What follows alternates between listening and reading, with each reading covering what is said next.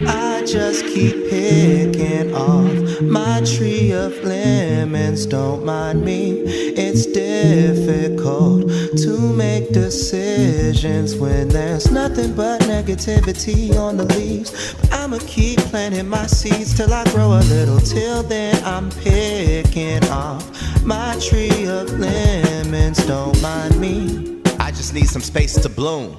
A little room to turn into something amazing. Far from complacent with my attitude stuck in the basement. I used to run from Satan, now he be ducking the fades and such. And I'm thankful cause I ain't wanna be here a year ago. Now I feel like a hero if you tell me that the lyricals did something to your spiritual. That just make my spirit grow. Life is but a blip, if you blinking it you gon' miss it, folk. And I would hate to let a few bats of the eyelash turn into me walking up to my maker like my bad. I ain't do everything that I was equipped for. I left my life all open-ended and suspenseful. But every time this pen flow, I know that I'm doing all that I'm built for. Never gonna question myself, my soul is dripping in wealth. Sometimes we living in hell just so we can make it out and see what heaven's all about. Wouldn't take another route. I just keep Okay. Alright. What's up, everybody? This is Cole Jackson from BYNK Radio. We back. That's right. We back. We finally got an artist spotlight up again. I'm sorry, it's been a long time. I've got a lot of stuff going on, but I've been waiting for this one for a while. This has been a while in the making. So without further ado, I have Richard Daniel from Birmingham, Alabama. Hello, sir. How you doing? Let me dap you up. Man. We're gonna do dap with the snaps. I didn't know which dap we was gonna do, and then that could have been really embarrassing because I almost went in for like the handshake, like the really. No, you know what I mean? Nah, we don't do that here. I switched it at the end. Good. All right, before we get started, it's Uncle Cole's story time. Okay. So when I first seen you, it was in Lobotomics 2017. You weren't the headliner of that show. You was right before the headliner. I don't even remember who the headliner was. And I remember they was having problems with either the mics or the music or something like that. You had your stool. You got down off the stage, sat down with the people, and you started doing Bad and Bougie. Wow.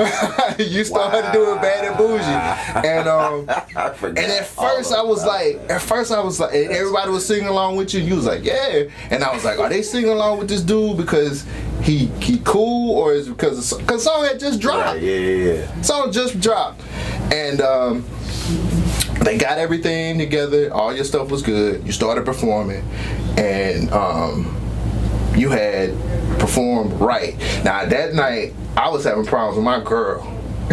Oh, word. me and my girl was having problems, and you performed that song, and I was like, man, he's speaking to me. You know what I'm saying? Like it was dope. It hit me. Yeah. I went home, went to your SoundCloud, pulled up Sedan. I listened to the whole thing, and I was like, yo, when he finds his sound, or when he finds what he wants to do, I said he's gonna be dangerous. How do you feel about people telling you how your music makes them feel? It never gets old, man. It's just very, like, I guess humbling is the word, but it almost feels outer body, or out of body. I don't know how you say it. That's all right. It feels out of body, I think, is the way you say it. But like, because you don't really, at least for me, at first, I didn't go into it thinking really anyone would hear it that wasn't in my immediate circle. I didn't think people would really be moved by it. Like, and I can't fully feel how the person feels when they tell me they feel that way. Like, because it's a whole different person. So it just is surreal. That's a good way to put it. It's very surreal because I make it for me, and like it's coming from completely my perspective. There are things that just pertain to me, right? And having someone relate to it is just like how when it's mine, and you know what I'm saying. It's just it's super weird, but it is the coolest feeling ever. Yeah, I heard that song, man, and it really. I was like, this is explaining what we're going through right now. Yeah. And I was like, but it's close. It brings it close to home. It's like, oh, okay, so everyone is kind of the same, and that's really how I think music is. It just shows that we're all going through the same human experience and all that other stuff. Just different times. Yeah. All right. So you're from Birmingham, correct? Yes, sir. What was it like, man? What was it like growing up in Birmingham? You know, just very like, I don't know, because it feels like I've just been here for so long. Yeah. And I've traveled and stuff, but I haven't been outside the country yet. I want that to change soon. But like, Don't worry, get your passport. So facts. But so like it's kind of all I know.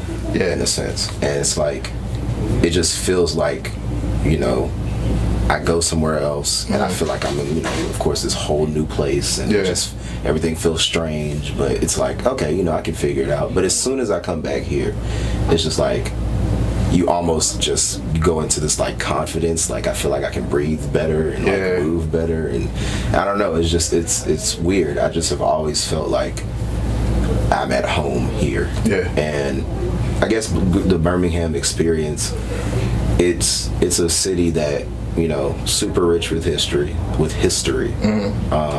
You know, and it's super, it feels like we have a lot of great things here, but that there's just not a huge spotlight on what we have. And I think it would get overlooked. A lot of times, like, people from the outside looking in could probably look at Birmingham as like this big racist city where, you know, it's really hard to be black, which, you know, it's hard to be black everywhere. Right. But it's like Birmingham has changed a lot from, you know, when Kennedy was like, yo, you shouldn't spray people with fire hoses. Like, that's bad. Yeah. You know what I'm saying? You think? So like, everything is just different, I think. And I've just always felt like, if I'm so proud that I'm from here, and I wish that people knew what we have here. Yeah. And that's kind of how I feel about Birmingham. That's amazing. Yeah, a lot of people take this place for granted as far as musically or just being an artist. Yeah. It's the perfect place to grow as an artist. Yeah. It's the perfect place to like really just get your feet wet, find your sound, do what you gotta do. But I think like at that point it's like, oh, okay, so then go away after you figure it out. Which cool. I don't think there's anything wrong with that. But it would be nice to make this the place that you go to instead of making this the jump off place to then go somewhere else. Yeah. You know what I'm saying? Like, I agree with that. And being somebody who was born here, and this is all I kind of know, it would be nice specifically for me, if I could one day spread the light around to what's going on here, so everybody don't feel like they gotta escape. Yeah. You know what I'm saying? That's good stuff. What was your type of music when you was growing up here? Anita Baker, Anthony Hamilton, like a whole bunch of R&B. Yeah. Specifically those two. Jill Scott.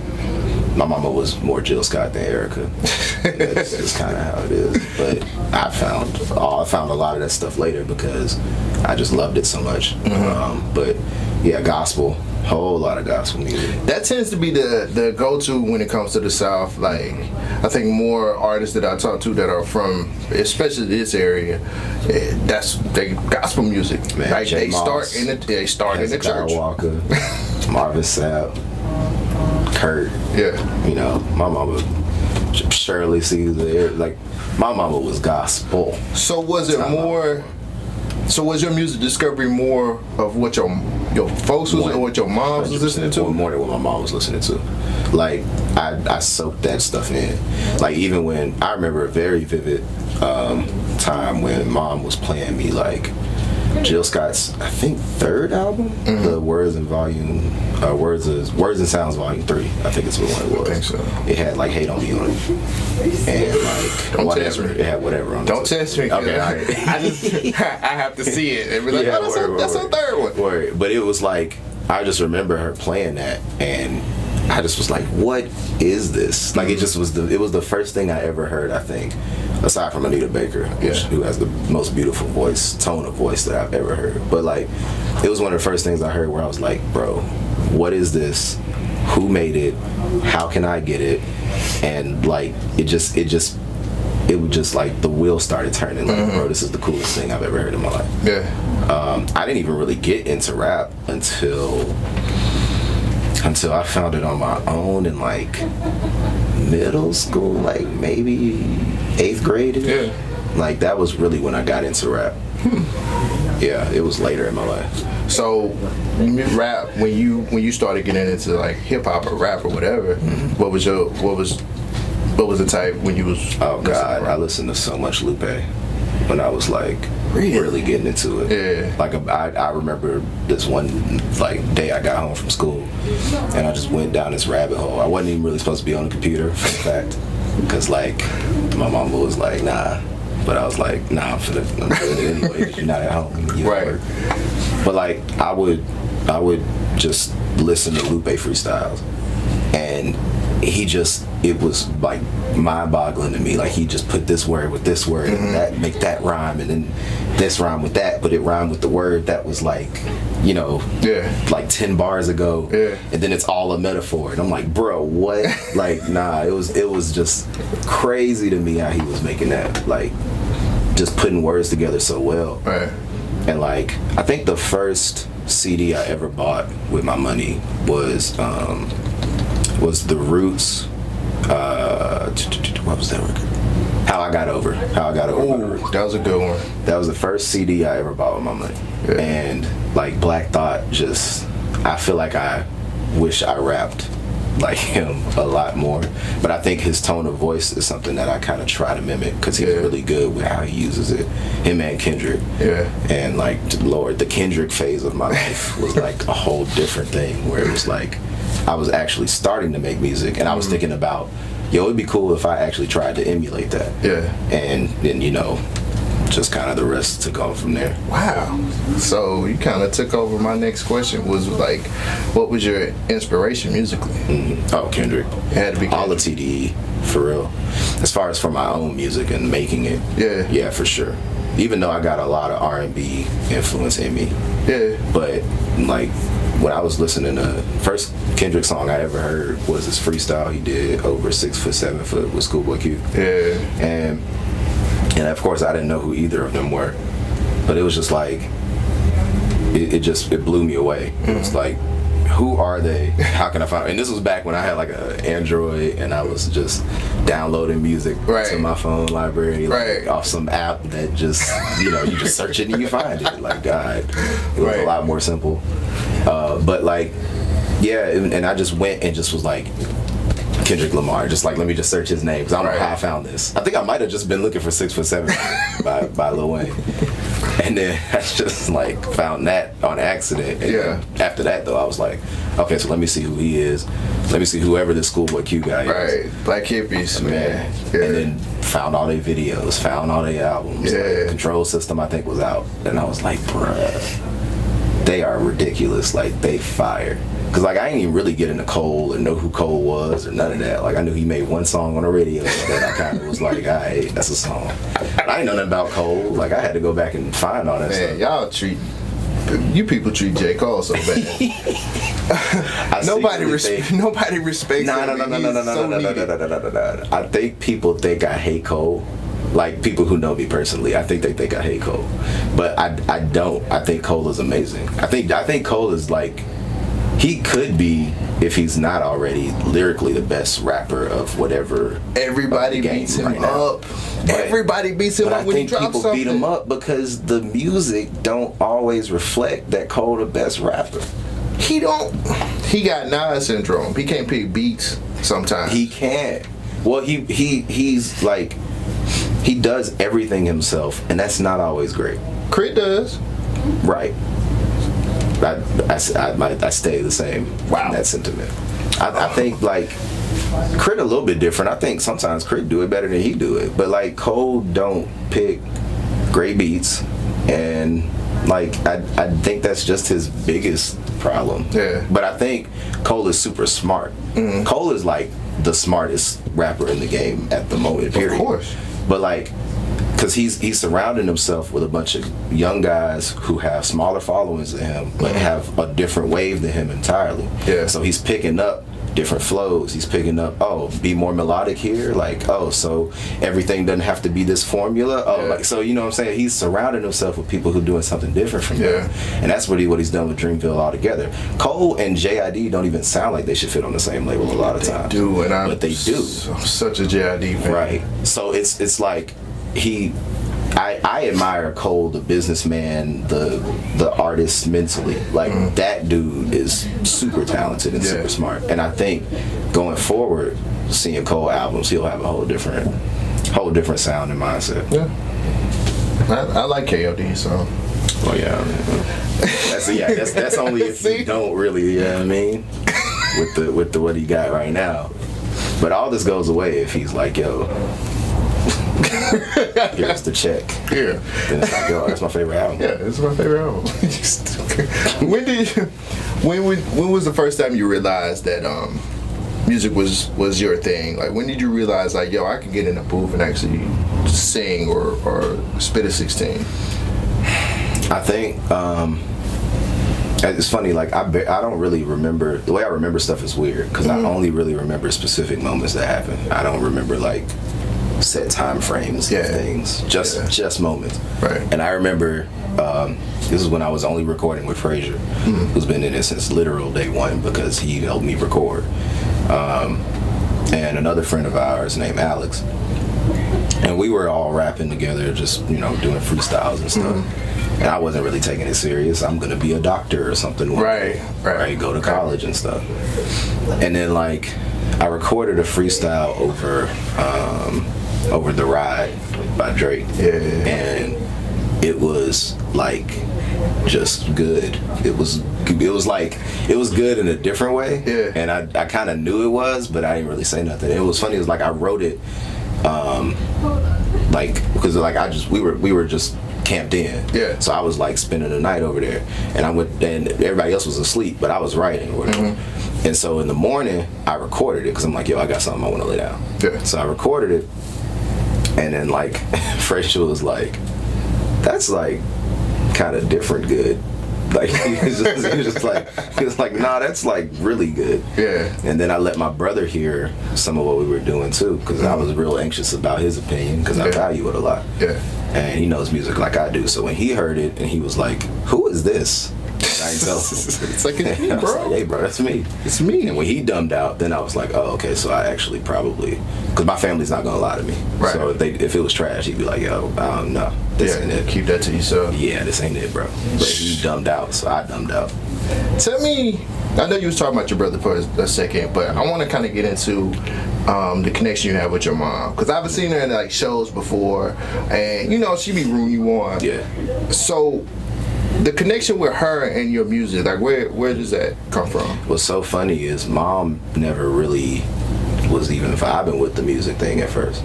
She was not happy at first because like I said, I was gonna be educated and stuff, and then all of a sudden I'm like, yo, I want to make music. I don't just want to make music either. I want to rap.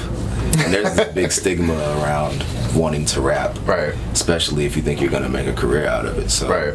No, she wasn't happy at first, and it took her a while to come around to it. But I think once she saw that I was actually good at it, and that people liked it and were wanting me to come perform and stuff, and that I was happy with what I chose to do, then she was like a complete 180. Like then she's like, oh, okay, I support you 100%. Like it took a minute, but when it got there, it got there. So when this album came out, she was asking like, yo, when you dropping it? Like when you releasing it? Can I show my friends at work? Like, so it was like a totally different thing. Could you tell people or talk about the pushback that your parents sometimes have when it comes to making that decision? Because it's not easy. Oh, no, not at all. Especially and I had to kind of see my mom's perspective. Like she works extra hard all the time.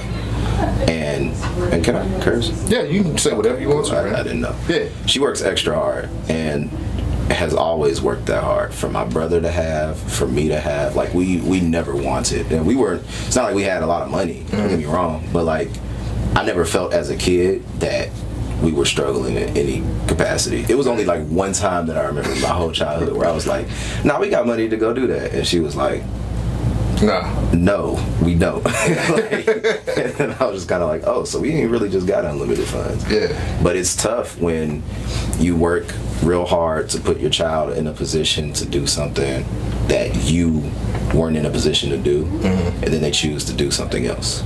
And my mom's expectation was one thing, Whereas when I grew up, I wanted to do something that was the complete opposite of what her expectation was. So as a parent, you know, sometimes it's hard to give your support when it's not what you had planned for your kid. Yeah.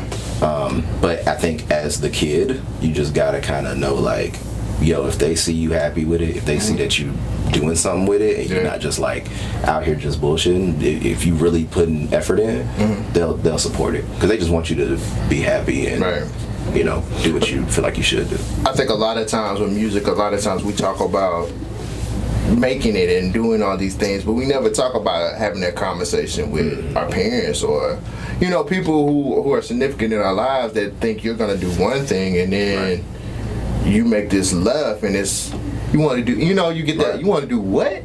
You know, it's not even just in music. It's like we live in a completely different decade now. Like, the internet's allowed us to do stuff that we couldn't do like when my mom was a kid.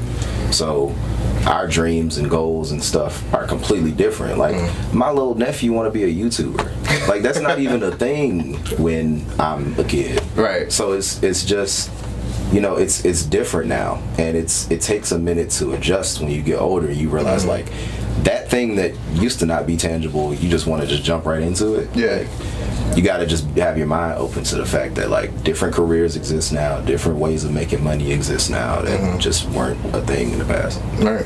I think a lot of people miss out on, or don't really understand that, and it blows people's mind.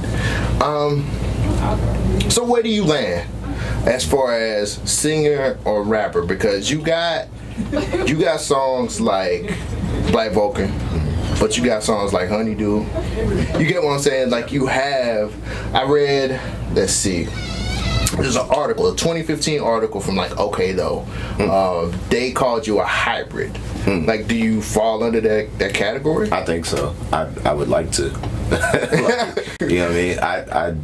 There used to be this big debate in my head of like which one to do the most. You know? Why is that? I mean, because like, I guess when you're trying to find your sound, you don't really realize that your sound is whatever you want your sound to be. And that sounds weird, but like, it's, you kind of don't have to pick.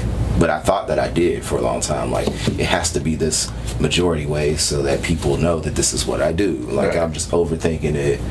And like, I used to struggle with that a lot, you know, because I didn't know if people liked it more when I sang or when I rapped. And then I just got to the point, specifically with this project, but even kind of with Sedan, where I was like, I'm just gonna do what I want to do, and just, I know I can do both of them reasonably well. I'm just gonna do both of them. And I stopped overthinking music. Like, it's free. It's creativity. You just do with it what you want to do with it. Right. The beautiful thing is that you do what you want to do, and then people still gravitate towards it, and they're still like, oh, this is really dope. You know what I mean? Like, but I like them both. I actually like to sing more so probably than I like to rap. So I just super sang in this last project. Yeah, that's just what I wanted to do. I mean, as long as I've listened to you and known you, you've done your own hooks. You've done all of the singing stuff, and then every now and again you drop like a song. Yeah. You get what I'm saying? Yeah. So I was like, all right, so what lane is he trying to follow up under? Right, but I mean, now you can be whatever you can do both, and then nobody's gonna go look at you funny. Yeah, right, yeah. You get what I'm saying? I know, I was going through, man, I doing my research, and I seen that 2015 article, and I was like, yo, they called you like the hybrid. And I was like, okay. I was going by that for like a minute, not for like my official name, but I was using that for a little minute because I liked how it sounded, and then I didn't want to use it because I didn't like how it sounded anymore. I was like, that was cool for an article, but probably not the whole time. Right.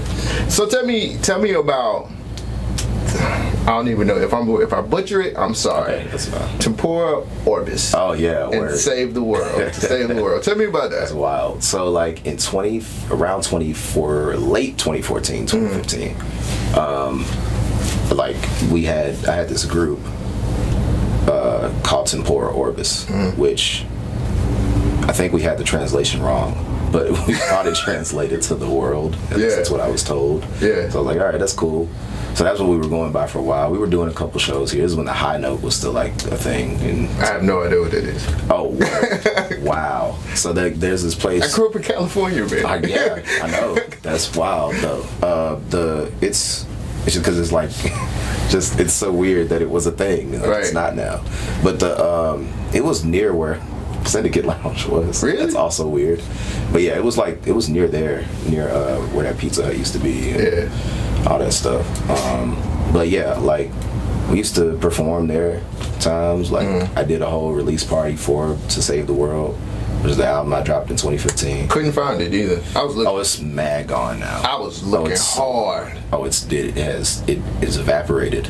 And actually, I would have forgotten that it existed if you didn't say it just now. Like, I tried to get rid of everything. I looked, that did not sound good anymore, bro. Doug, I did everything. I was like, I'm gonna find this, and I couldn't find it. It's a relic now, boy. It's in my computer. Lost tapes. Unless you downloaded it. The lost tapes. For real, like, because I just didn't want that to be the perception of me. I was real depressed and sad and moody because I was like in the worst mental state of my life, and I made a really sad, depressing record. Yeah. And it just was cool for that time. But then I just went back and heard it one day. Well, I had already gone back and heard it like before, and just every time I was hearing it, I was like, not only is it technically not great, but then like it makes me feel uncomfortable. Yeah. And then I heard it recently and was like, oh, that has to go. Like, yeah, it was no question. Kill it. I was like, kill it. We got to get rid of that. So I'm glad you said that. I wanted to bring up a specific freestyle, the 22 freestyle that you did. Okay. And I listened to it quite a few times, and it sounded, and if I'm wrong, please correct me. Okay. It kind of sounded like you were in a spot where you had like anxiety and depression, and it kind of felt like you were like, as soon as you got finished performing, you got to dap everybody up on this. Like, talk about that. Talk about that freestyle. Man, it was like, it's probably one of the most honest that I've been on a record, because like, yeah, for a minute I got just stuck in this feeling of like, oh, I'm a part of the scene now, and now there are expectations of me, and now I have to be cordial. Not that I wouldn't be cordial, but it's like, I gotta be cordial now. And like, everybody wants to shake my hand, but I don't know you niggas. And a lot of you niggas wouldn't care about me or know who I am if I didn't perform in the city and you knew that I make music and you wanna link and shit. And it's like, I don't, like, when I dropped Lemon Tree Project just now, like, niggas just out the woodwork, just, bro, you want work, bro, you want work, bro, you want work. And it's like, nigga, I don't know you, and I don't just work with you because you heard my song and you like it. Like, can we have a conversation? Can I get to know you? So it's like, it was specifically 22, I just felt like I had a really rough patch before anybody ever came in my life. Yeah. Because of music. And then it's like, as soon as I'm not in a rough patch anymore, niggas want to be my friend. And it just felt like weird. And sometimes I feel weird operating in spaces just because I be in my own head. And like, I'm not the extrovert that I like to portray myself to be around the time I made that record. Because now I don't. Now I'm just like, okay, I'm out. If I'm out, I'm out. If I don't feel like coming outside, I don't come outside. Right. Because that's just kind of like, as I'm growing up, that's realizing how I am. Right. But like, I just felt all these expectations to be like super happy rich and like super approachable rich and shit. And it's just like, yeah, nah, I don't think I'm gonna be that way during my 22nd year of life. Yeah. Who helped you out of that whole like anxiety, depression thing? A lot of it is my family. A lot of it is RDF&D. Like, that's them the guys. Like, that's why I fuck with them so heavy, because I was, really doing the music shit by myself. Yeah. But I found genuine people that I fuck with in the scene that I don't have to make music with, even if it's good. Like, I don't have to. I just talk to them because they're my friends. And, it just is like, we've been so honest and open with each other, and we have like, those are my brothers, so it's like, fuck the music shit. Yeah. And just, my other friends that are in my life too, that don't have nothing to do with the music. So like, I have a strong support group around me. It just was like, as I was getting involved with the scene, I have my friends in the scene, but then there were other people that I would meet that I'm feeling like we don't even have a connection, and I don't even really know how to fake the funk anymore. Yeah. You know what I'm saying? Exactly. Because I don't want anybody to not fuck with me because of a bad interaction they have with me, and then all of a sudden now you're not a fan. Yeah. It's like I used to really give a shit about that. But Now I'm like, I don't really give a shit. People are fickle. Yeah. Like cats. Yeah. Yeah. So you have to kind of whatever. Yeah. How'd you link up with? I mean, I know those are your homies, but RDF and D, yeah. yeah, I left out the D, of course. I wrote it down here, and I was like, let me leave off the other D. It's all good. Quick, easy way to remember that is it's just redefined without vowels. Yeah. Yeah. I wanted to call it. Redefine. See, I wanted to say redefine, but I was like, I'm gonna let him say something first. No, sometimes I just say it. I don't really think it's like. I don't think it's life or death. How'd y'all link up, man? Well, man, God, like low key, Earthling kind of got the ball rolling on this shit because I was going with Frazier down to or up to Tuscaloosa. I never really do that right. We went to Tuscaloosa, and there was an event called Flow Fest that was happening at Egan's Bar, over there, and all I knew was kind of Slanguage at the time. I think he was going east when you go up there just because y'all here, fuck it. And so we like, all right, cool. Like, I get to rap today. That's what's up. And it was kind of like my first time rapping amongst my peers, in a sense, because nobody knew who the fuck I was. Right. But I was like, cool. Let me just do my one shit and get off. And Frazier did his song, got off. I did my song, got off. And niggas was like, who is that? You know what I'm saying? So it was like, I remember LJ tells the story a lot because he was like, you was so fucking fake humble when you got there. Because he was like, you knew you was nice. Right. You knew you was nice as fuck. Right. But you still was like shaking my hand like, hey man, good to meet you. It's like, because I ain't know nobody. So I'm just like, fuck it. Like LJ did his thing, he was on the bill. Gut did his thing, he was on the bill. So like, you know, when they get off, I'm shaking their hand like, bro, it's good to meet you. You know, I'm trying to get involved in the scene and shit. Then I do my shit, and he like, well, this nigga nice. Hey, yeah, he acting like that in front of me. So it was like, then we got a connection that way. Yeah. And Mel was, I don't remember if Mel was at that one, but I knew Mel through Frazier, because they worked together at the time. So I met him that way, but he was extra cool and shit. Yeah. And then he, I think, also may have met them through Flow Fest, but I'm not sure. But after that, it was like, okay, I fuck with y'all, so let's go make music. And then we just had this night after, I want to say, I can't remember which show it was, but it was after a Lobotomix, and we all just went home we went to LJ's crib, made music, and I was like, yo, I fuck with these guys. Yeah. So then we just was kind of like over time, but I was trying to do the music shit by myself. Right. But over time, I was like, okay, Mel just joined. Like, they throwing me the hoop. Right. Like, so why not? I guess I'm here now too. So I've just been a part of it ever since. I think the range video kind of explains you guys perfectly. Yeah. Like, I love that video because it's just like a bunch of homies just. It's just homies doing homie shit. Yeah, and I was like, you just kick it, man. That's cool. I appreciate that video. So, do you want to talk about? So something. You had a bit of a situation where it was going to be where you might not be able to perform anymore. Do you want to get into that? Yeah, yo. Talk about that. So I've had a couple of medical issues, like in the past, maybe year and some change. Yeah. It might have just started last year, but I can't really remember. I just remember. I didn't mean to cut you off. I just remember seeing something on your social media, and I forgot who I hollered at, but they just said, you just had a little bit of a situation, which you're gonna talk about, and I remember standing next to Dotto, which I always at shows end up next to him. Don't ask me why.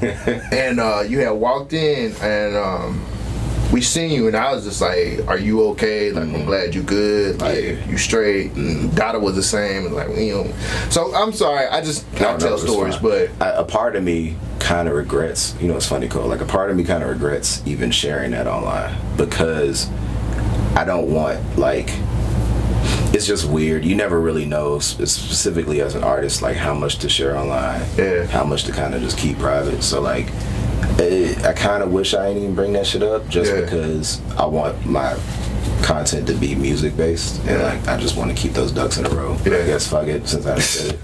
Like, I have a couple of conditions that was kind of like a little, you know what I mean? Without saying too much. Like one of them, they both have to deal with like my digestive system and like how I breathe and like all that type of shit. But like one of them specifically is about my esophagus, and it like I've had acid reflux since I can remember, and it has just gotten worse and worse over time to the point where now it's just like really burned my throat a lot. And that's why sometimes my like singing voice is not all the way there, or it's like I need a whole lot of tea or a whole lot of water, because it's just, you know, sometimes I sound like I just got gravel in my mouth because of that. And then the other one is just it's like the way they describe it is basically like having allergies in your stomach. And it's just like, well, shit, if I can't breathe, my nigga, and my voice, and I've had asthma since I was a kid, and it's come back now. So it's like, if I can't breathe and I can't sing. So was it a situation where you thought you weren't gonna be able to do it at all? Like music was gonna be completely gone? Maybe not all the way gone, because I was gonna maybe just try to find a way to like produce or something, but I didn't know about performances specifically, because it was like even if I could record on a good day, it was still like, shit, I don't know if like one day I'm gonna get to a show and I just can't do the shit because I can't breathe. Like a long time ago, I had to actually get like nasal reconstruction surgery because my doctor was like, bro, it's like you breathing out of the size of a coffee straw. That's his exact words. He was like, you breathing through one nostril and it's like you breathing out of a coffee straw. And I was like, okay, that's great to know. Oh my god. So like it's like all the shit that is good, like my voice and what I would like to think is like my breathing ability and all that type of shit that I need to do the thing that I love to do a lot, all that shit's getting attacked. And it's just like, okay, I see the play a little bit, but fuck it, we gonna keep going, because that's kind of how I am. Wow. So I Dada was like, yo man, I was like, so it was looking spooky for a second. We need him here, so I'm gonna do the shit as long as I can do the shit. I'll tell you that, man. Do that, man.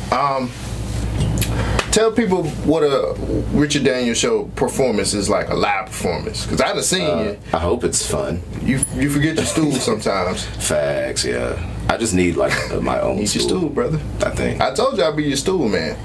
My stool man. Yeah. And I think I've said before, like, that does sound like a shit joke, but it's still, I understand the sentiment. So you know, we're gonna be adults.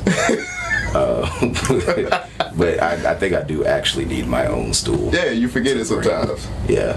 I didn't even bring the tree in the last performance. I'm lazy as shit. Like, it was supposed to be my thing. I just was like, I gotta put the shit in my car. Like, I just had it by It's not that hard, bro. I know, but I was late. I was like, bro, fuck it. I'm just gonna leave it here. Just forget it. But yeah, like, I hope that people like can get a nice mix of having fun and being vulnerable and kind of getting into your feelings a little bit. Because I feel like my music is a little bit of definitely the feelings part. But I'm trying to have more fun in my shit. I've been sad. I've been a sad, moody teenage man, and like can't do that. Early 20s man, and I don't want to be a sad, moody person anymore. So I would like. Don't be the wet blanket. I don't want to do that anymore. I would like to have fun. Nobody likes the wet blanket, Rich. Exactly. So, but for real, like I hope people are able to do both when they come to my shows, because I make conversation with the crowd. I like to look everybody in their eyes. Like, I think it's just important for people to really get into it and get invested into it. So by the time I'm gone, you remember me. You literally, the last, well, not the last show, because that was a solid show, but I remember the show at Zydeco, you did the Zydeco show, and they made you do Ride like, made you do Range like 50 times, and I'm like, let the boy go. Fam, he tired. He's sweating hard. I want to say I still did Black Vulcan after that or something. Yeah. And I was so... But Eric was like, do Range one more time. Run it back. Eugenius got back up there. Like, it seemed like everywhere. That's how the Birmingham scene is, though. Yeah. Man. People are supportive. Like, when they really like you and they really like your shit, yeah, like, they will support it. And I think that that's, you know, just another testament I was saying earlier about how it is down here. Mm-hmm. People really care. And I think that that gets overlooked sometimes when everybody's like, there's nothing here and there's no artists here. Like, y'all just don't come outside. Right. But people, when they know, and they care a lot. Yeah. It's like either you don't come outside or Bootsy ain't showed up. Cause right. They love, for some strange reason, people love Bootsy around here. He get a bag when he come down. Good God, and he'll do 4 songs and it'll be 3 o'clock in the morning. Fam. That's a fact. But every time he here, niggas in droves. Right. He get a bag. I don't get it. Chilling circuit.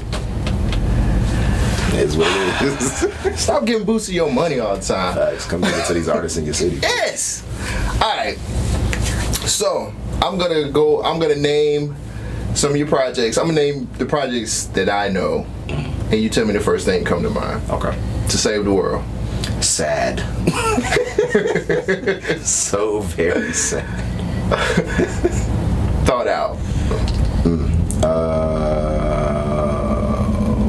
Fresh. I don't know why that came to my mind first, because I don't think that's how I feel. But apparently it is. So there you go. Sedan. Fun.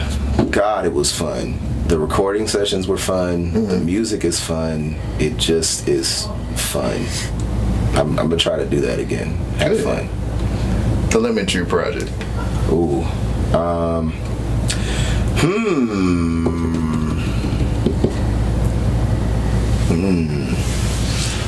Me. It's me. It's kind of just me. It's how I feel. Okay. It's like it's you know, it's a little bit happy at some points. It's light at some points. Mm-hmm. But it's, you know, definitely is not. It's not scared to go there and get in your feelings and you know, like, you know, go deep. Which project's your favorite? Lemon Tree. It's the most complete.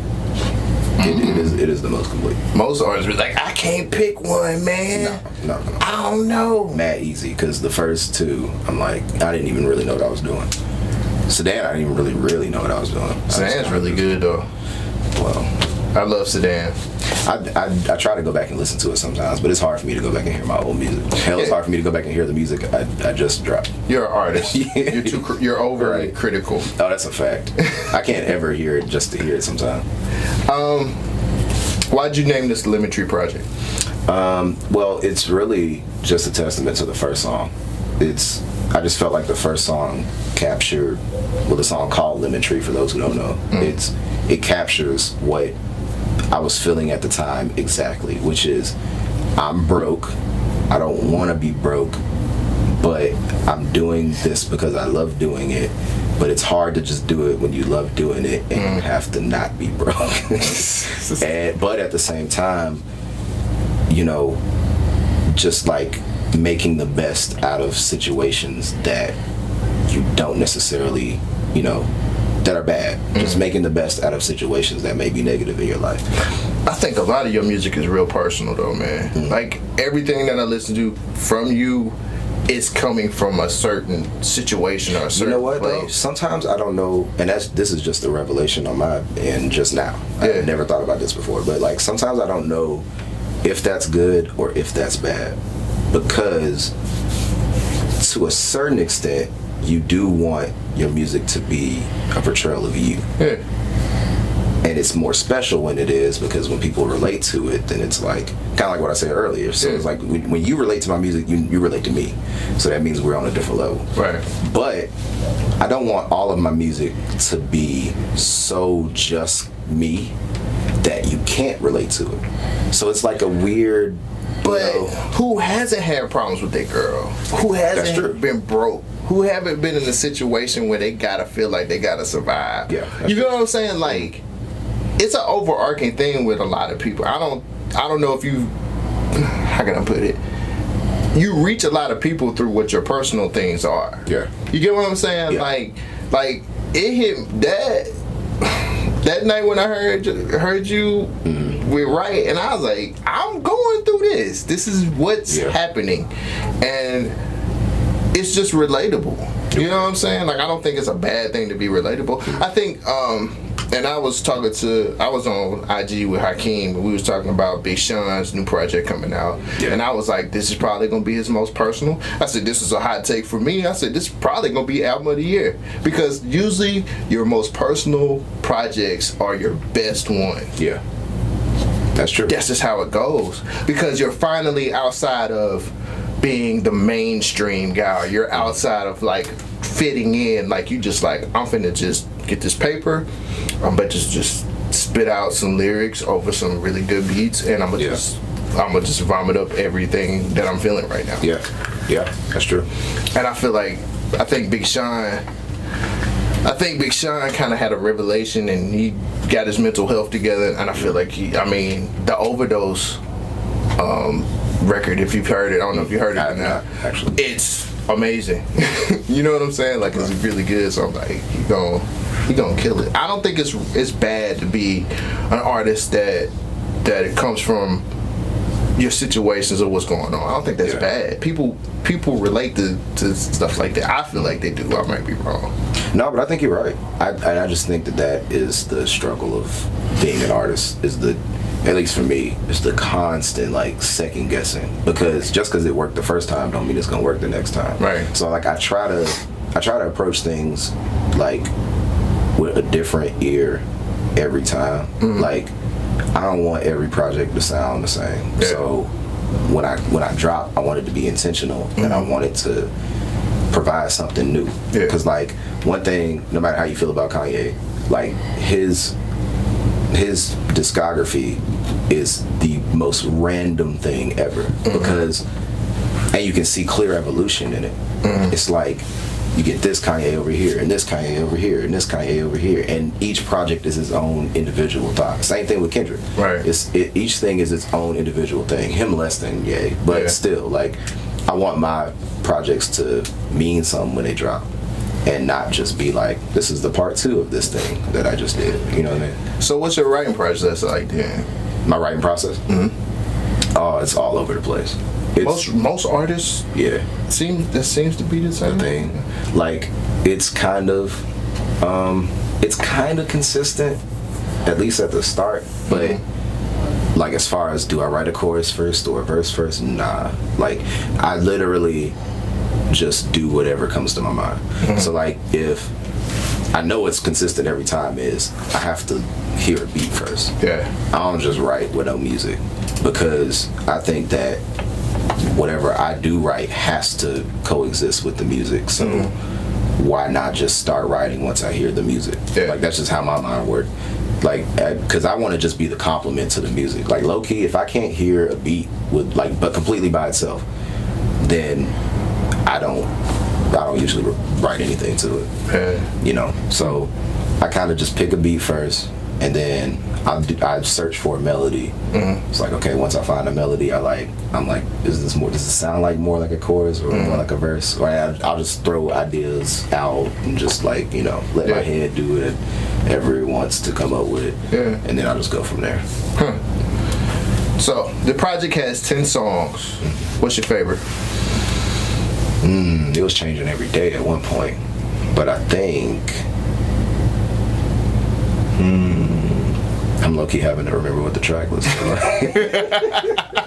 I'm telling you, man, like, because when I make the music, it's like, cool, go into the ether. I don't ever want to see you again. Like, by the time I dropped it, I had already made my peace with everything, and I had already, like, filtered through those emotions. And, you know what I mean? Like, because that process was over like 3 years, like, since I had dropped Sedan.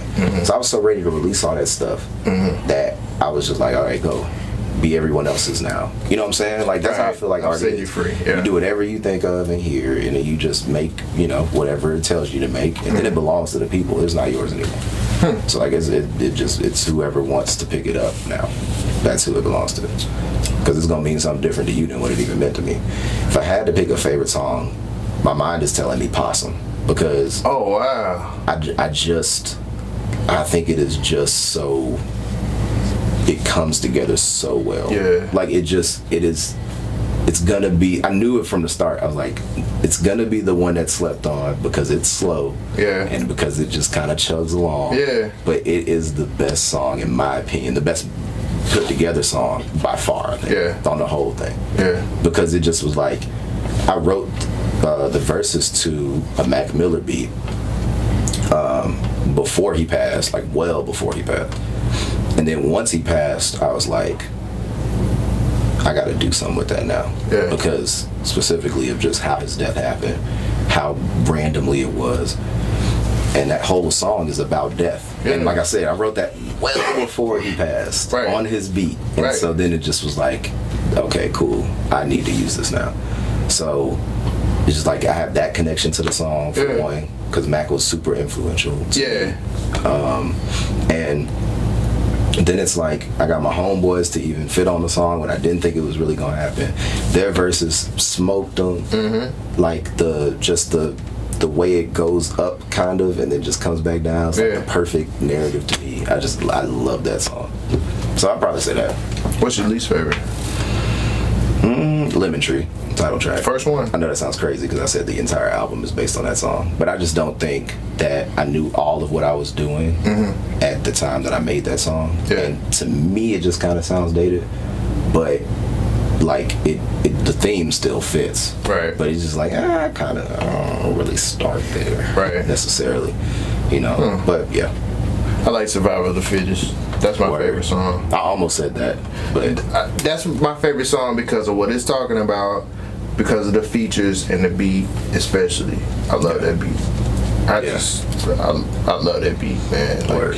Like, I tried to pick some like a variety of beats because my taste at the time was just all over the place. yeah, because you got Earthling on there. Yeah. I know.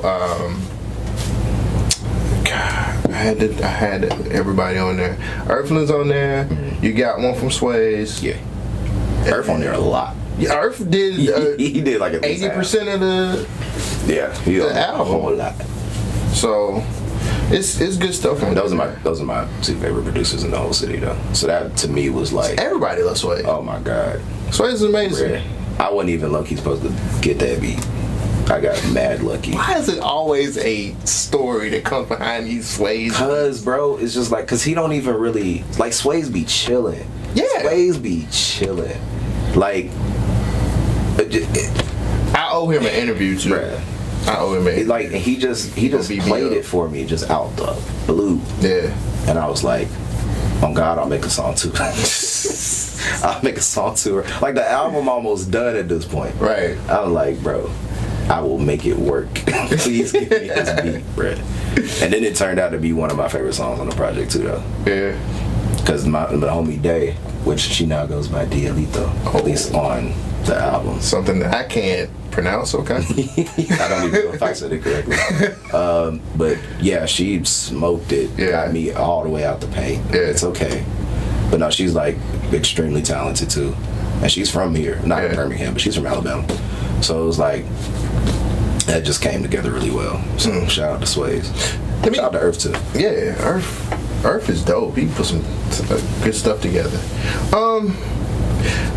So we consume music a whole lot differently. I talked about it's 10 tracks on the album.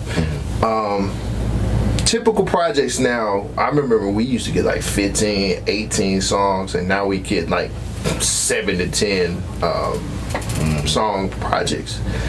Do you feel there's the stress behind that? Like, do you feel like you have to make your music more consumable, especially according to how we take music, like as far as like streams and stuff like that. Because now it's just like talking to people now. I'm old school. I'll buy the whole project. Yeah.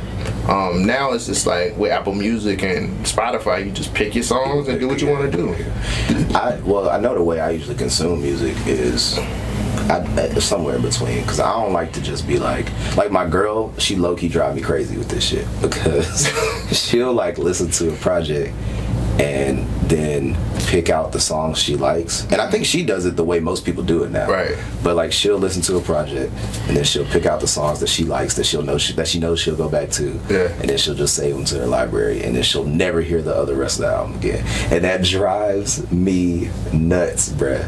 Only because like I know the way I listen is I'll listen to a whole project all the way through, right. And I'll say like, okay, I know I have standouts, but let me just keep trying to hear the project, because there have been so many songs that like on first listen I was like, this is kind of ass, and then I'll just never hear it. But then it's like, if I happen to just keep listening to the project and the project is growing on me, and I'm like, all right, let me try to listen to the song again, and then all of a sudden it'll click and I'm like, oh shit, this shit is fire too. Yeah, I get it. You know, like I have to consume it like that, and I just think that it is tough now to make a 1922 song album, because even a 15 song project, even a 15 is like, fam, what? Yeah, people like, get honest, mad. Like, what the hell? I'll be honest, I don't want to hear more than 15. I don't even really want to hear more than 12, if I'm being completely honest. Mm-hmm. Like 12 is kind of pushing it, right? To me, like I will never drop a track, an album again that's probably over 12 songs. I could probably say that for absolute certain. And is that for you, or is that for yourself? Or no, it's for me. It's for me. I feel like more people can digest it. Like I feel like you can digest it more. Yeah. And I also believe in saying everything that you need to say and not saying more than that. Like just say what you gotta say and get out.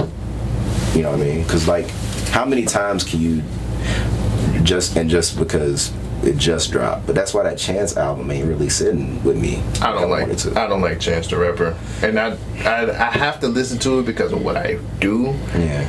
But I don't like Chance. I think Chance is overrated. I think that his whole wave is overrated. I don't like. Well, I won't say all that. I won't say all that. I just what, acid rap. Well, okay, that was wonderful. But that's what I'm saying. It's like he dropped 10 Day and he dropped acid rap, and then it's like, this nigga is finna take the plane. This is the greatest shit that I've ever heard before, and I've never heard anything like it. And that does not take away from the fact that acid rap is like one of the best things I've ever heard. It's fucking amazing. And I think that it like set me up for like, oh, this nigga's finna kill shit. And then it's like everything he's dropped since then to me has been like, this ain't what I signed up for. Chance. Right. But like, yeah, but it's like I can't really get into the album he just dropped because it's like 22 songs, bruh, and like 3 of them skits. And I think the skit days are coming to an end too, if they haven't already, unless you can find a way to do it to where it's like it's cool. And he kind of did, but it's still like, damn, my nigga, like I'm gonna skip these hoes for one, and two, like how much can you say? Into, like realistically, deadass, if you go into a project and you got one idea in mind, how many times can you, or how much can you say without repeating yourself? Like how many tracks can you get in with them all saying something different without you ending up saying the same shit at some point? But I don't see. But you have to look at it from a standpoint of, when's the last time you dropped something? Chance ain't dropped that in a while. That's true. You get what I'm saying? I think that's like Chance started talking about this hat business, and then he started talking about his marriage, and then he started talking about some other shit. Like, no, it's like 22 songs of I'm a married nigga now, and whether I was married or not, I don't want to hear that shit 22 times, bro. I'll just be dead ass. Like, so that's why I'm saying, like, if I told you, and it don't matter. I'm not just saying that about Chance. If Kendrick came in and was like, yo, I'm black and I believe in ownership, and he did that shit 22 times. I don't want to hear that shit. I'm just being completely honest. I pick the best, and then that's what I'll go back to, and then it's just like I think we lose. I think the way we consume music now, we lose the fact of storytelling, and we lose we don't want storytelling anymore. We want hot singles. That's what we want. I want hot singles. But when you have certain albums that tell a complete story, like sometimes you gotta get 20. I get where you coming from, but there are artists out there that need 15 tracks to tell you the overarching story. If you can do in 22 songs something different 22 times, have a fucking blast. I don't care. As long as it's different on the 22nd time. Yeah, but Chance ain't. But all I'm saying is, so how many niggas have had a 22 track album where everything was different? And I know that's a weird question, so it's like Tupac, All Eyes on Me. Oh, fucking classic, right? Yeah, it's like, but it's like it's hard to do that because, and I understand niggas play the streaming game now, so that's numbers, and they don't have nothing to do with really making music. I get it, but it's just like look at what Tyler just dropped. That album is fucking gorgeous, bruh. It's 12 songs. And it's really good. I got in, he gave me what he wanted to give me, he gave me a message, and I got the fuck out of there. Right. And it's like he didn't hold my whole day hostage because because now with streaming, I already got 15 other albums I want to listen to on this Friday. Yeah. It's like, come on, fam, can I just hear your shit and then appreciate it and then go away and then you go tour and sell a bunch of merch and then just get on with our lives. But with Tyler's album, everything's not an instant hit. No, it's not. That's what I like about it. Like, I just feel like people now be trying to, if they do a 10-song project, it's like everything's got to be hitting. Like, well, actually, you can still tell a story. Yeah. But everybody want they stream, they what's the name stream and stuff like that. Matter of fact, look at Maxo Cream. Maxo Cream just dropped the album. Yeah, I've been listening to him. That shit is great. It's great. But he say something different every time. Yeah. So, or he at the very least, he gives you something to be interested in that's different from each song. You know what I'm saying? Because like even let's say if you're repeating the same message, are you doing it in a different way? Right. It was like on every song on that project, I had a reason to stay. So I was like, oh, okay. So I see what you're doing here. Like that's different from this track, even though you might be saying the same shit. Right. Like, you know, it's just, but a lot of niggas don't do that. It's just like, let me just make a bunch of hits and see what stick. Yeah. You know, I was like, I won't stick. I'm not sticking around. It's like 22. She was like, Cole, 22 tracks is too much. That's so fucking long. No, 22 tracks a chance is too much. That's way anyway, too much. He said 22.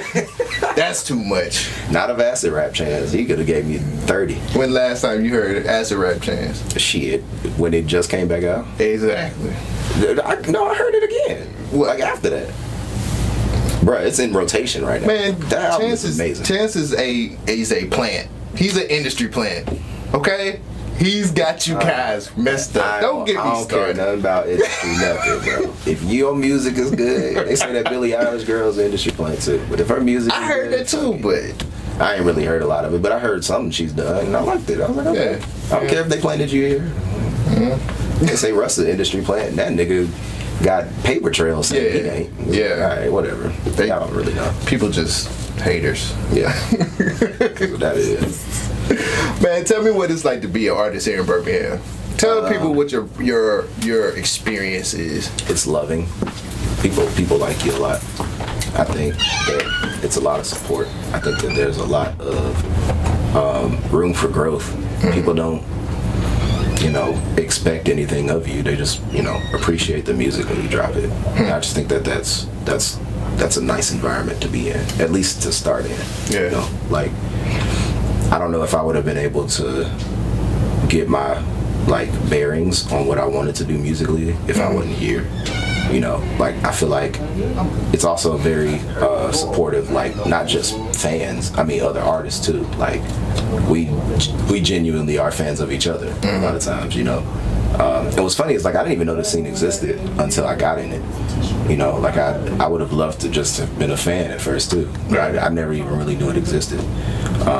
So to come into it, everybody be so loving. Everybody did feel like one big joke that you weren't in on at first. You know what I'm saying? Now you're in on it. Right. Because everybody seems to have known about everybody for a really long time. Right. It's just like, oh, I just kind of came in and was like, oh, this is a nice ecosystem.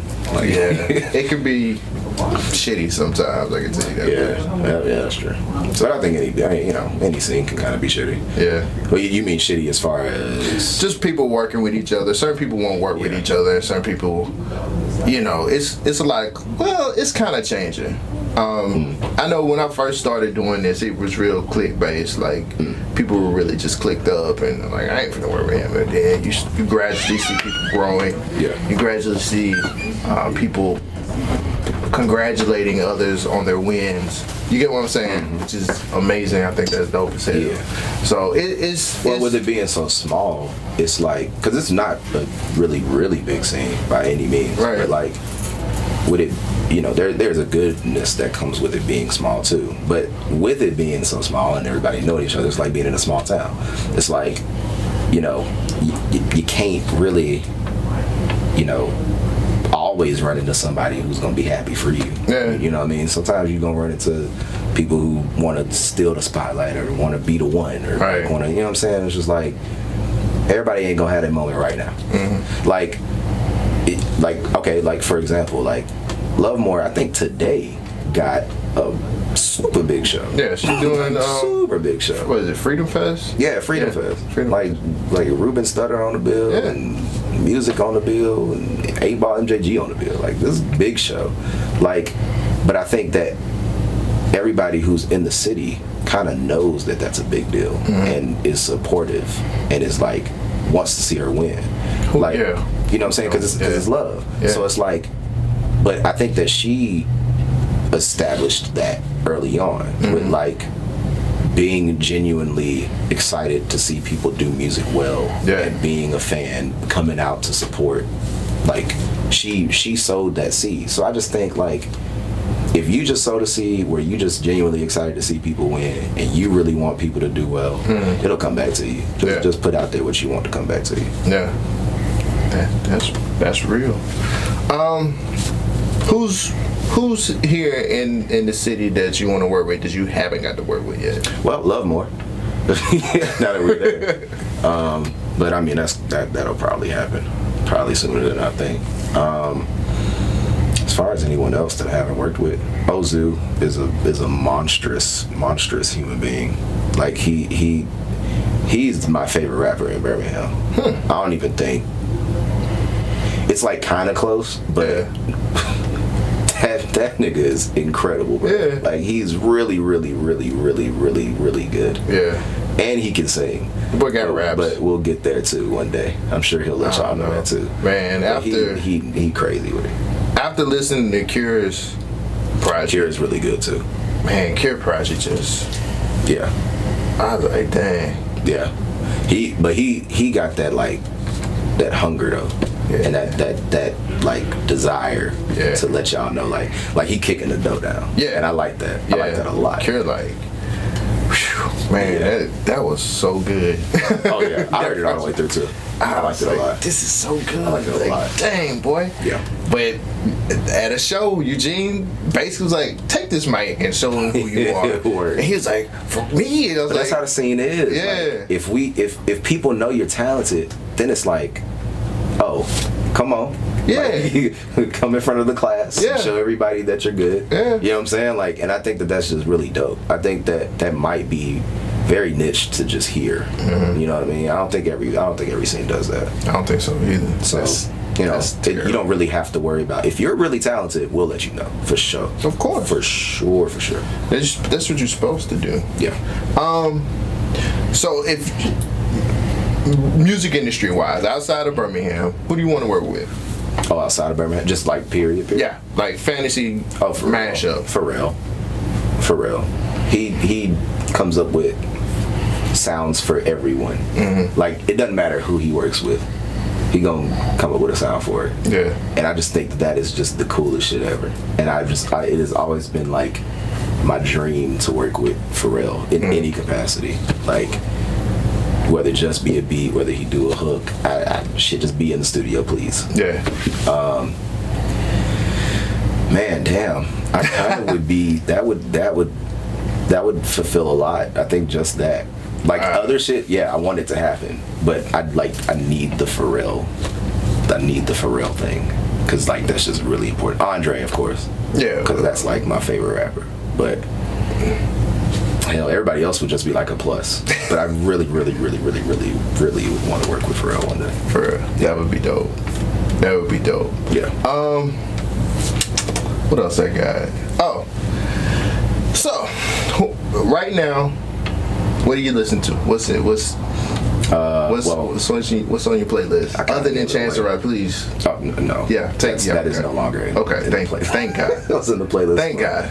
Maybe about 24 hours, and then it wasn't anymore. Wow, you're a smart guy. And I hate it because I wanted that album to be good. No, you didn't. Like, no, I did. No, you I didn't. did. Stop. Because I think he snuck one out with Chance 3. Because that album is not that good, bro. Chance is Mysterio. Thank God. I kind of mentioned it before. The Maxo Cream album is really dope. Yes. I'm still kind of listening to Revenge of the Dreamers. I am too. There's a lot still. of good stuff on there. Yes or no? Did JID carry that whole project? No. Thank you. But his back a little sore though. They hurt a little bit. Tad. But we knew he was. I knew he was the best artist in Dreamville. Yeah. When he got signed. Yeah. I was like, okay. But I think that Cole smoked that shit too though. Yeah. Like Even though nobody like him, or he's whack now, or he's not. But he not, cause he sell out shit. I was watching some interview somewhere where there was like, yeah, like I hear everybody say all the time like that this artist ain't popping, or this artist is trash, or this artist is whatever. Especially about Cole specifically, just talking about. It's like, but his whole arena is sold out. So clearly, Go figure. Clearly he must. I mean, shit. Look at Russ. Like, no one likes Russ, quote unquote, but the niggas be selling shit out. All the time. Out. Like, if he could sell out Madison Square Garden with like actual people, you can't fake that. I don't care what the internet say. Internet ain't real anyway, man. Russ is just, I don't know. It's a couple things I like of his, nothing. Yeah, no, I don't listen to his music. Yeah. But he don't need me. He said specifically, he was like, yeah, like, you're not, like, it doesn't matter. It's like, Right. Imagine if I'm selling this shit out and you don't listen to me. Then it's Right. like, well, you're out of the loop. Right. Well, all right. Yeah, it's like, well, Okay. you got me there. Got me there. Guess I'll shut the fuck up and go back to my very small house as you return to your very large house. So, I mean, it is what it is. But, yeah, those two. Oh, shit. That new Daniel Caesar record is amazing. It is what? Say it ain't so cold. I haven't listened to it yet because I'm trying to figure out if we've canceled him or not. Can't cancel nobody. No, you didn't. You didn't cancel Daniel Caesar. Okay. No one canceled him, even if they wanted to. Okay, so I should Because you listen to can't it. cancel anybody. Okay. Canceling is a fucking myth, man. Okay. Unless you're R. Kelly, because everyone should cancel R. Kelly. Right. But other than that, I mean, but he also like raped little girls, Right. so we should cancel him. But it's like Daniel Caesar is kind of an idiot, I guess, with his opinions. But that's only if you think so. And his fucking music is great. Like, Yeah, he do make like sense. I guess it's like weird because how much stock should you put into an artist's like opinion? Because it's an opinion, and it's like it can't be right or wrong, even if the masses say it's wrong. Right. Like, I get it, but it's like everybody's entitled to their own opinion. You're just also entitled to say, hey, your opinion is kind of stupid. Yeah. And then choose whether or not you want to support them. But you can't fucking cancel him. You can't stop him from uploading his music. You can't Right. tell his label to drop him. You can't. Right. It doesn't matter. He makes money. He sells records. It is what it is. And for the record, that album is fucking amazing. Now I gotta check it out. It's definitely one of the best I've heard this year. It's definitely album of the year contender. It's hard. 2019 hasn't been a good music year. No, not at all. Like, it just hasn't. I'm like, people don't forget about West Side Boogie. Facts. That's true. And Boogie had I love that project. Yeah, that's true though. And nobody talking about Solange it. dropped last year. She dropped in like November last year. No, she dropped this year. She dropped this year? For real? Yes. In 2019? Damn. Wow, I forgot all about The that. music hasn't been. We just came off of a big music year.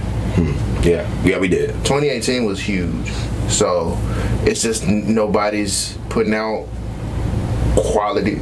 That's why I mean, not to be saying he gonna win by default, but I just feel like Big Sean's project is gonna be the project. That's gonna be the album. That Tyler album is fucking great. That Tyler album is so good, dog. It's definitely my album of the year right now. Right. But hell, that Maxo Cream album is sneaking up. Maxo Cream is really good. I've only listened to it once. I need to go through it again. Yeah, no, it's good. But what else am I listening to? Low key, if you don't mind, I'm gonna cheat a little bit. Go ahead. I'm gonna go through the Spotify because it don't lie. It's alright. If Chance on there, dude. I was hearing late registration today, but it has nothing to do with this year. That's right. No, it's about what you listen to. What I'm just listening to right now? It's what you are listening to. Bet. Summertime 06 by Vince Staples. Playboy Cardi is really in my rotation a lot right now. Like I said, Tyler, Daniel Caesar, Dreamville. Oh shit, Bandana. Of course. Album. Oh yeah, I forgot. That shit is amazing. It's just really good. I always have Isaiah Rashad in rotation. I always kind of have Pharrell in a rotation. Anderson .Paak is in my rotation a lot. Like 3 different albums. So Earth Gang in a rotation. JPEG Mafia is in the rotation. Bad Bad Not Good is in the rotation. Vince Staples is in the rotation. And Tierra Whack. So that's not bad. Right. Not bad at all. A lot of shit going on. There you go. A lot of gang shit. A whole lot of gang shit. So, a couple more questions. Where do you think music is going to take you in the next 10 years? I will hopefully be able to provide for myself and my family and make a consistent living off of that, and then be able to use the brand to make another living out of that. I feel that. Yes. I feel that.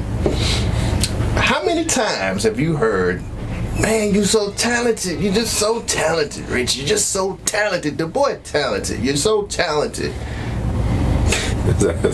And do you believe that to be true? No, word. I think I am. But it sounds weird when you're like, yeah, I'm talented. Damn, my mic just dropped. It's alright. It's alright. We at the end of the interview. It don't even matter now. But like, yeah, I mean, I guess I believe it because I don't think they'd be saying it for no reason. But it's like a rule. Like, I can't just be like, yo, I'm talented. It's like, you're an asshole.